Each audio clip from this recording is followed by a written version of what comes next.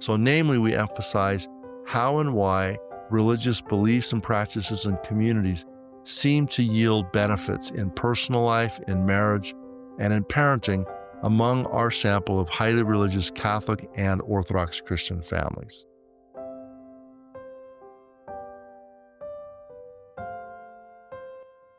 Lauren Marks here with Dave Dollahite. Today we're talking about Catholic and Orthodox Christian families. And the title of the chapter that we're going to be talking about and sharing is Kept Together by Faith, Confession and Forgiveness Among American Catholic and Orthodox Christian Families. We're excited to have a chance to share with you some of the things that we learned. When we talk about Catholic families, of course, we're referring to Roman Catholic folks. And when we talk about Orthodox Christian families, we're referring to folks also known as Eastern Orthodox. And there are many fewer Orthodox Christians in America than there are Roman Catholics. But these faiths have some important commonalities, even though they split apart in the Great Schism in the 11th century. They are similar in how much they focus on Holy Communion or the Eucharist or the Divine Mysteries, how much they focus on the importance of confession to a priest as part of religious practice. There's a lot of similarities in these faiths, and so we follow the practice in many other studies, many other surveys to link together Catholic and Orthodox Christian folks. So namely, we emphasize how and why religious beliefs and practices and communities seem to yield benefits in personal life, in marriage, and in parenting among our sample of highly religious Catholic and Orthodox Christian families.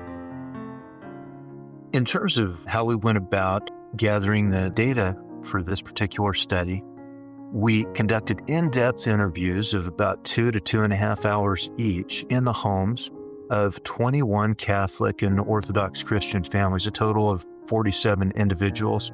In the families that Dave interviewed, he interviewed youth children as well. Those families hailed from 4 different regions of the country: the Pacific, Deep South, Mid-Atlantic, Northeast, so from diverse regions. The wives and husbands had been married an average of about 20 years and had an average of 3 children. Families were from various ethnic backgrounds, including African American, Latino, Native American, and white, including Estonian, Greek, Irish, Italian, and we had one Irish-Italian family. Participants indicated various ways that religious beliefs, practices, and aspects of faith community offered or enhanced general life strengths. Specifically, 3 related themes included that faith provides answers to life's questions, that their faith teaches us to love others, and faith in challenging times. A couple of comments from participants related to the theme that faith provides answers to life's questions include the following. A Latino Catholic couple, Tanak and Lupita, explained, "We learned that God has to be the center of our family. If we don't bring God into our family, we're most likely to have a lot of problems because God teaches us how to react to problems, how to address problems, how to communicate, how to take care of our kids, and how to communicate as a couple. God has to be in our family, in our house. Otherwise, we're just not going to have a clear direction what we want to do and what to follow, also as a family. God gives us direction to guide ourselves, to guide the children." For many of the couples we interviewed, religion reportedly provided a framework to assess accountability in family relationships. Martin, an Estonian Orthodox Christian husband, said, "Religion gives me a sense of accountability to someone other than just me and my wife. I am accountable to God above. I have obligations to my family and my obligations to my wife. My church provides me those parameters of what those obligations are. Without it, it would just be subjective. It would be me determining what is right or wrong." So in this broad theme of general life strengths, the second idea or finding was that people talked about the fact that faith teaches us to love others. For example, Leanna, a Catholic wife, said, I think it's our relationship with God that has made us try to please God in our relationships with each other and how to treat other people. In what we say, how we treat people, being kind to each other, I think the relationship with God just keeps you more peaceful and more centered and treating people in a better way. It was not at all unusual for us to hear Catholic parents draw on their church's teachings that family life is a vocation. A vocation is the idea that you have a special responsibility to something, and the idea that family is a vocation that is just as sacred as the priesthood, which of course is a very important vocation in the Catholic faith. One mother mentioned the challenge of striking a balance between service to the church and not, quote, forgetting what God wants you to do in your vocation with your family, end quote. Another theme that recurred was the importance of faith in challenging times. Several participants mentioned how not only religion generally, but, quote, God himself, end quote, provided peace even during challenging times. Anthony, a Latino Catholic husband, said, God is there. And if my family understands this and knows that God is there and that no matter what they do, God will still be there, that if they take one step towards him, he'll take 3 steps towards you, that you are never alone. If we remember these things, then no matter what happens, it will work out for you. Now to focus in on marital strengths. We identified 3 themes in this domain of marital strengths, ways that religious faith made a difference and strengthened and enriched couples' relationships.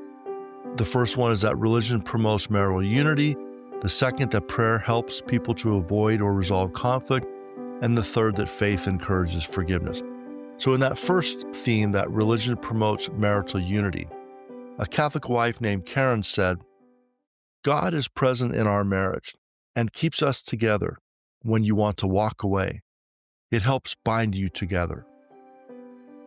Another marital strength that recurred in the interviews was that faith helps in resolving marital conflict. Several couples reported that prayer helped them to avoid or to resolve conflict in their marital lives. One example came from a Greek Orthodox wife we'll call Anne. She said, when it's getting to be bedtime and we want to say prayers, it's pretty hard to stand in front of the icon corner and say prayers together and keep being mad at each other. I don't really remember having gone to bed mad at each other after saying prayers. In many Orthodox homes, they will have a sacred and set-apart corner with religious icons and artifacts that are meaningful to the family, designated for prayer area. So the third and final theme under the header of marital strengths is that faith encourages forgiveness. Couples reported that their faith encouraged them to forgive their spouse. One concrete motivation is that, especially for Orthodox Christians, that they were not permitted to participate in certain holy practices, such as receiving the bread and wine, the divine mysteries, unless they had a heart free of resentment and had forgiven their spouse. For example, Cindy, an Orthodox Christian wife, said, in order for us to receive the divine mysteries, the holy mysteries of communion, the blood and body of Christ, we cannot be angry with each other. We can't be carrying a grudge. We are not allowed to approach the chalice if we're mad at each other. So we ask for forgiveness before we go to communion. Her husband, Neil, added, we go to church in the car every Sunday. We individually, each member, ask every other member of the family for forgiveness. There are some weeks when I want to turn around and say, no, not this week. Sorry, no, not after what you did this week. But failure to forgive is not an option. We shift now from marital strengths to parenting strengths. And there were several of those noted by our Catholic and Orthodox families as well. 3 themes related to parenting and faith included that faith reportedly enhanced parent-child unity, that faith was helpful in resolving parent-child conflict, and that forgiveness is aided by faith in parent-child relationships as well as marital relationships. So the first thing we'll touch on is the enhanced parent-child unity that can come from faith. A Catholic mother said, "We pray together as a family. My husband Jake is so good about it at bedtime. I don't think he has ever missed a night praying with the children, the boys in their room, because they're in the same room, and then the girls. I think for them, it's routine, and for them, it's being a part of the family. I think that evens their day out." So in this domain of parenting strengths, the second theme was about resolving parent-child conflict. Catholic and Orthodox folks that we interviewed told us that practices like prayer and scripture reading helped them to gain more patience with their kids when conflict arose. For example, Angela, an Italian Catholic mother, said, "When we're in a moment of conflict, that's when I feel like I pray the most, because I feel like I really, really need it. And when I'm feeling really angry, that's when I pray the most, because I need something to grab onto." An Irish Catholic father named Brian explained how a Bible verse taught him not to take offense. He said, "Proverbs says, good sense makes a man slow to anger, and it's his glory to overlook an offense. And I need to see that every day. I tend to overlook my sins, but not the sins of others. But I'll be in that conflict, and I'll have to turn to my sons and say, 'Peace be with you.' And they say back, 'Peace to me.' They're forgiving me for my multitude of omissions and commissions."